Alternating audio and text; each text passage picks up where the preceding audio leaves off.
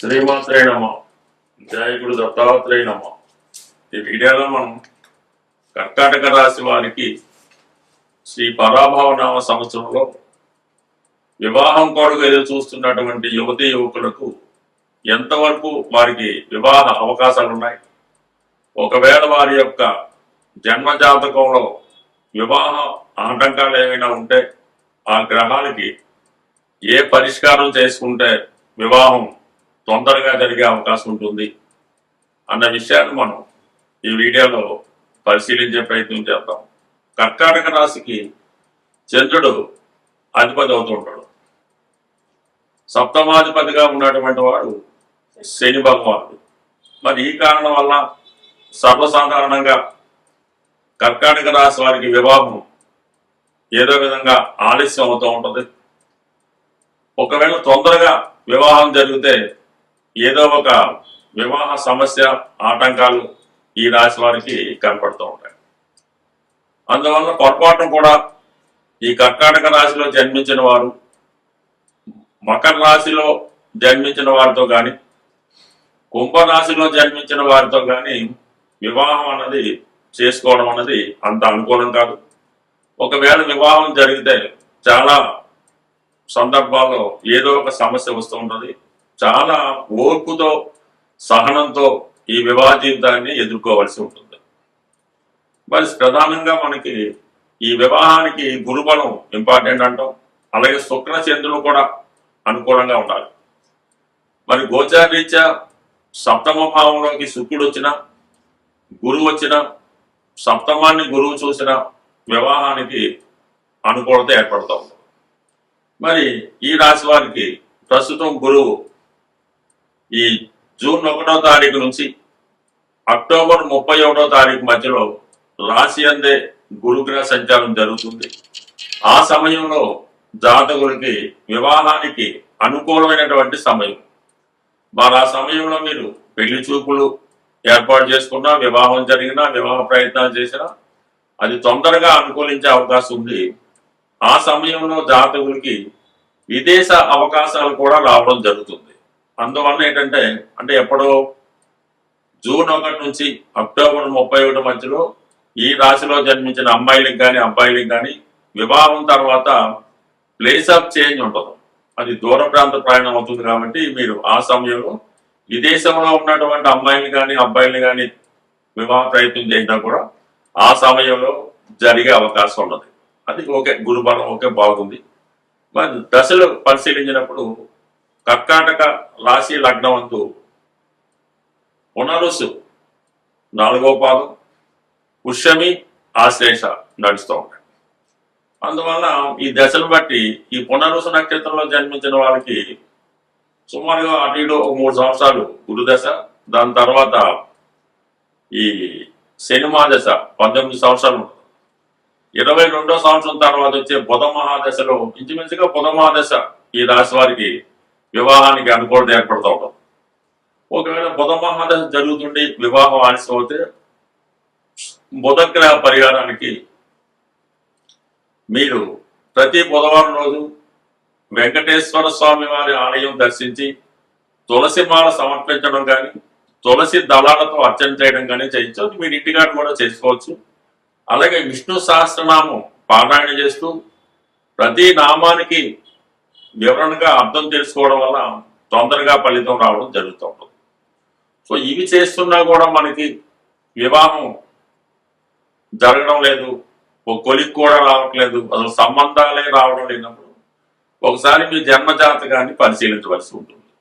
మరి జన్మజాతకంలో మీ యొక్క జన్మరాశి యందు పాపగ్రహం ఉన్నా, సప్తమ స్థానంలో పాపగ్రహాలు ఉన్నా, అంటే రాహు, శని, ఈ కేతు లాంటి గ్రహాలు ఉన్నా, కుజగ్రహం వేరొక పాపగ్రహంతో కలిసి ఉన్నా, అలాగే వివాహానికి ప్రధాన కారకులైనటువంటి జలతత్వ గ్రహాలైనటువంటి చంద్ర గురు గ్రహాలు, చంద్ర శుక్రుడు, ఈ శుక్రుడు పాపగ్రహాలతో కలిసి ఉన్నా, రవితో కంబస్ట్ అయినా, రవితో మరీ దూరం అంటే 43 డిగ్రీలు దూరంగా ఉన్నా, అలాగే రాహుతో ఎఫెక్ట్ అయినా, శనితో బాగా దగ్గరగా ఉన్నా, ఒకే డిగ్రీలో ఉన్న వివాహం అనేది చాలా ఇబ్బంది కలుగుతూ ఉంటుంది.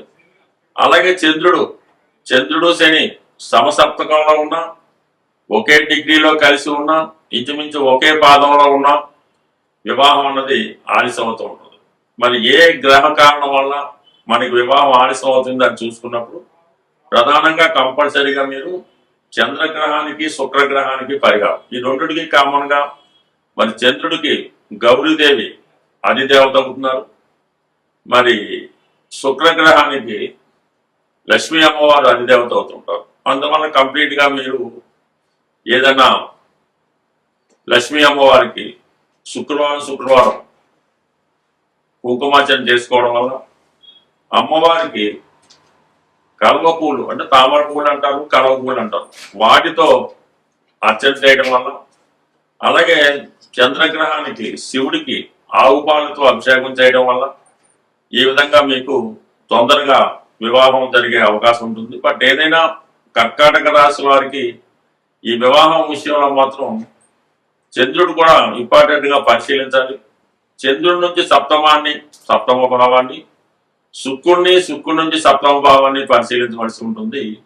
మరి ఈ కర్కాటక రాశి వారికి చూడటానికి తొందరగా వివాహం జరగడానికి అనిపిస్తూ ఉంటుంది, కానీ అనేక ఆటంకాలు వీటి జీవితంలో ఎదుర్కోవడం జరుగుతుంటది. కాబట్టి చాలా వరకు ఈ కర్కాటక రాశి వారి వివాహ విషయంలో రాజీ పడుతూనే వాళ్ళ వివాహ బంధాన్ని కొనసాగించవలసి ఉంటుంది. స్వస్తి. శ్రీమాత్రే నమః. జయ గురు దత్తాత్రేయ నమః. ఈ వీడియోలో మనం ధనుస్సు రాశి వారికి శ్రీ పరాభవ నామ సంవత్సరంలో తొందరగా వివాహం జరగాలంటే ఏ సమయం అనుకూలిస్తుంది, ఏ గ్రహాలని పరిహారం చేసుకుంటే వివాహపరంగా ఉన్నటువంటి సమస్యలు పరిష్కారం అవుతాయన్నది ఈ వీడియోలో పరిశీలిద్దాం.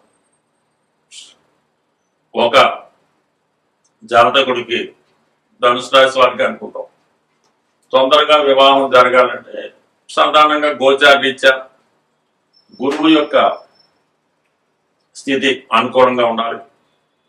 ప్రస్తుతం గురువు ఈ రాశి వారికి సప్తమ స్థానంలో సంచరిస్తున్నాడు. అంటే మనకి ధనుసు రాశి ధనుసు లగ్నం వారికి మే 31 లోపు వివాహానికి చాలా అనుకూలంగా ఉంటుంది. అది దాటితే మళ్ళా అక్టోబర్ 31 నుంచి జనవరి 24 మధ్యన ఆ సమయం కూడా జాతకుడికి అనుకూలించే అవకాశం ఉంటుంది. ప్రధానంగా మరి ప్రస్తుతం జరుగుతున్నటువంటి దశ కూడా గమనించవలసి ఉంటుంది. దశానాథుడు బలంగా లేకపోయినా పాపగ్రహాలతో కలిసిన వివాహం అన్నది జరగడం కష్టం అవుతుంది. అందుకని ప్రస్తుతం ధనుసు రాశి వారి గురుబలం ఎలా ఉంది, మరి దశ ఏ విధంగా ఉందని పరిశీలించవలసి ఉంటుంది. మరి ప్రస్తుతం ఈ ధనుసు రాశి వారికి మూల, పూర్వాషాఢ, ఉత్తరాషాఢ. మూల నక్షత్రంలో జన్మించిన వారికి కేతు మహాదశ బాల్యంలో 7వ సంవత్సరం దాకా ఉంటుంది, అంటే పాదాన్ని బట్టి మారుతుంటుంది. శుక్ర మహాదశ 20 సంవత్సరాలు, అంటే అదృష్టం బాగుండే మంచి డెవలప్మెంట్ ఉంటాయి. శుక్ర మహాదశలో వివాహం జరిగే అవకాశం ఉంటుంది ఈ ధనుసు రాశి వారికి. అంటే ఎర్లీ మ్యారేజ్ అనుకుంటాం 90 డేస్ బట్టి 26, 25 జరిగినప్పుడు ఓకే. లేదు, జరగడం లేదు, ఆ టైంలో వివాహం చేయాలనుకుంటే మాత్రం శుక్రగ్రహానికి పరిహారం చేయవలసి ఉంటుంది. శుక్రగ్రహానికి పరిహారం ఏం చేస్తాం?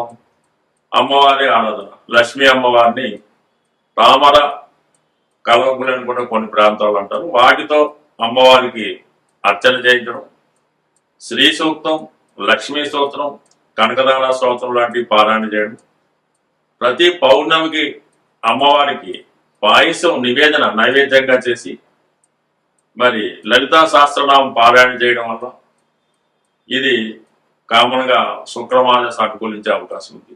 శుక్ర మహాదశ దాటితే అంటే కొంతమందికి 25లోనూ, కొంతమందికి 26లోనూ, కొంతమందికి 23లో కూడా రవి మహాదశ వస్తుంది. ఈ రవి మహాదశ వివాహానికి అంత సపోర్ట్ చేయదు ఎవరికన్నా సరే. ఒకవేళ రవి దశలో వివాహం జరిగినా కొన్ని అనుకోని ఇబ్బందులు ఎదురవుతూ ఉంటాయి. అందుకని రవి దశలో సాధారణంగా వివాహం చేయకుండా ఉంటేనే మంచిది. తప్పనిసరి పరిస్థితుల్లో చేసుకోవచ్చు రవి గ్రహానికి పరిహారం చేసి. అంటే ఎవరైతే రవి మహాదశ జరుగుతుంది ధనుసు రాశి ధనుసు లగ్నం వారికి, వారు రవిగ్రహ పరిహారం నిమిత్తం సూర్య భగవానికి పరిహారం అంటే ఆదివారం నియమంగా ఉండడం, రోజు సూర్య నమస్కారం చేసుకోవడం, ఆదిత్య ఉదయం పారాయణం, ఒకసారి గోశాల దర్శించి గోశాలలో ఒక 10 కిలోల గోధుమలు గోశాలలో డొనేట్ చేయవలసి ఉంటుంది. ఒకసారి పౌర్ణమి రోజు లేదా ఏకాదశి రోజు మీ యొక్క తారాబలం చూసుకొని సత్యనారాయణ స్వామి వారి వ్రతం ఆచరించవలసి ఉంటుంది. ఈ విధంగా చేసుకోవడం వల్ల కంప్లీట్గా మీకు ఈ రవి యొక్క అనుగ్రహంతో రవి దశలో వివాహం జరుగుతుంది. జరిగినా కూడా పెద్ద ఇబ్బంది లేకుండా ఉండే అవకాశం ఉంది. దాని తర్వాత వస్తే చంద్రమహాదశ మాత్రం 100% వివాహానికి అనుకూలం. అంటే ఇమీడియట్ గా చంద్రుడే వివాహం చేస్తాడు, లేదా కుజుడు కూడా చేయొచ్చు. అందువల్ల మరి రవిదశలో ఉన్న వాళ్ళు ఈ విధంగా పరిహారం చేసుకోవడం కానీ చంద్రదశ వచ్చేదాకా ఎదురు చూడటం కానీ చేసుకుంటే మంచిది. ఇవి అనుకూలించినా కూడా జన్మజాతకం కూడా పరిశీలించాలి. జన్మజాతకంలో ఉన్నటువంటి స్థితి అంటే సప్తమైనటువంటి మిథునంలో ఎటువంటి గ్రహాలు ఉన్నాయి. లగ్నాధిపతిగా ఉన్నటువంటి గురువు సప్తమైన మిథున రాశిలో ఉన్న, మిథున రాశి అధిపతి అయినటువంటి బుధుడు ధనుసు రాశిలో ఉన్న, అది మరి సాధారణంగా 2 వివాహాలు జరిగే అవకాశం ఉందని శాస్త్రం చెప్తారు. ఇప్పుడు మొదటి వివాహానికి అనుకోవడం లేదు, 2వ వివాహం గురించి ఆలోచించక్కర్లేదు, అందువల్ల దాని గురించి పెద్ద భయపడక్కర్లేదు. సప్తమ స్థానంలో శుభగ్రహాలంటే తొందరగా ఇలాంటి బుధుడు కానీ శుక్రుడు కానీ ఉంటే, చంద్రుడు ఉన్నా సరే వివాహం తొందరగా జరుగుతుంది. శని, రాహు, కేతువు, ఈవెన్ గురువు ఉన్న కొన్ని సందర్భాలు ఆలస్య వివాహం చేస్తూ ఉంటాడు. కాబట్టి అదే సప్తమ భావంలో ఉన్నటువంటి గురువు పైన ఏదైనా ఒక పాపగ్రహ దృష్టి ఉందా, లేదంటే సప్తమ భావం 2 పాపగ్రహాల మధ్య పడి ఉందా, లేదా గురువు 2 పాపగ్రహాల మధ్య పడి ఉన్నాడా, లేదా బుధుడు 2 పాపగ్రహాల మధ్య పడి ఉన్నాడా, అనేక విధాలుగా ఇది చెప్తాడు. ప్రధానంగా శుక్రుడు శనితో కలిసి ఎంత దగ్గరగా ఉన్నా అంత లేట్ అవుతుంది. రాహుతో కలిస్తే వివాహం స్ట్రగుల్ పడతా ఉంటాం. రవి శుక్రుడు కలిసి కంబస్ట్ అయినా వివాహం ఆలస్యం అవుతూ ఉంటుంది. ఇవన్నీ జాతక చక్రంలో ఉన్న పరిశీలించి ఏ గ్రహం వల్ల వివాహం ఆలస్యం అవుతుందో తెలుసుకొని ఆ గ్రహానికి పరిహారం చేసుకుంటే తొందరగా వివాహం జరుగుతుంది. బట్ ఏదైనా ధనుసు రాశి వారికి వివాహం ద్వారా ఒక మంచి చలాకి అందమైనటువంటి తెలివైనటువంటి భార్య రావడం జరుగుతుంది. వివాహం తర్వాత జాతకుడు జీవితంలో చాలా అభివృద్ధి చెందడం జరుగుతూ ఉంటుంది. స్వస్తి.